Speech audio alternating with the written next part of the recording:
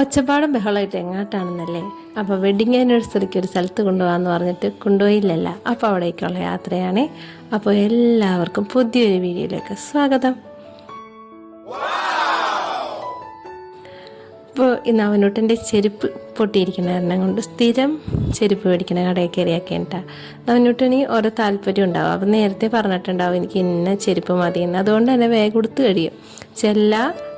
ആൾ പറഞ്ഞത് ഈ പ്രാവശ്യം ബെൽറ്റ് ചെരുപ്പാണ്. അപ്പോൾ ബെൽറ്റ് ചെരുപ്പ് ഒരെണ്ണം മേടിച്ചു. നമ്മൾ സ്ഥിരം പോകുന്ന നമ്മുടെ ബീച്ചിലോട്ടുള്ള യാത്രയാണ്. ഈ ചെറുതിനേക്കില്ലേ കടലിൽ നിന്ന് കയറ്റാനാകുമ്പോൾ നല്ലോണം കഷ്ടപ്പെടണിട്ട് കഴിച്ചെടുക്കും, തിരികെ ഇറങ്ങിപ്പോവും. ഈ പ്രാവശ്യം ഞാൻ കണ്ട ഏറ്റവും വലിയ പ്രത്യേകതയുണ്ട്, കുറേ കുട്ടികളുണ്ട് കടലിൽ. വെക്കേഷനാണല്ലോ. പിന്നെ എന്താണെന്ന് വെച്ചാൽ പാരൻസിൻ്റെ ഏറ്റവും വലിയ പാടാണ് ഇറ്റങ്ങളൊന്ന് പിടിച്ച് കയറ്റാനായിട്ട്. നമ്മൾ എത്ര വിളിച്ചാലും ഇതിറ്റങ്ങൾ അങ്ങോട്ട് കയറില്ല. അപ്പം അങ്ങനെ ഒരു കാഴ്ച ഞാൻ ആദ്യമായിട്ടാണ് കാണുന്നത്. ഒരു മിക്ക കുട്ടികൾക്കും കടലിൽ നിന്ന് കയറാൻ കഴിയില്ല.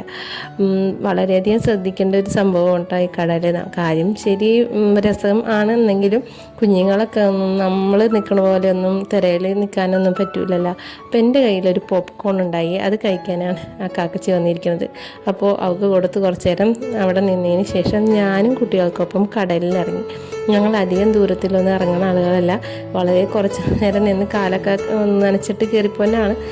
പക്ഷേ ഈ പ്രാവശ്യം കടലമ്മ എന്തോ എന്നെ ഇറക്കണമെന്ന് വിചാരിച്ചിട്ടാണോ എന്നറിയില്ല, വളരെ മുൻപരിചയമുള്ള പോലെ ഒരു കുട്ടി എൻ്റെ കൈക്ക് വന്ന് പിടിച്ചു. ആൻറ്റി എന്നെ പിടിച്ചോളണം കേട്ടാന്ന് പറഞ്ഞു. അത് കാരണം ആ കുട്ടി ഉണ്ടായതുകൊണ്ട് മാത്രം ഞാൻ ഇത്ര അകലത്തിൽ ഇറങ്ങി നിൽക്കുന്നതട്ട.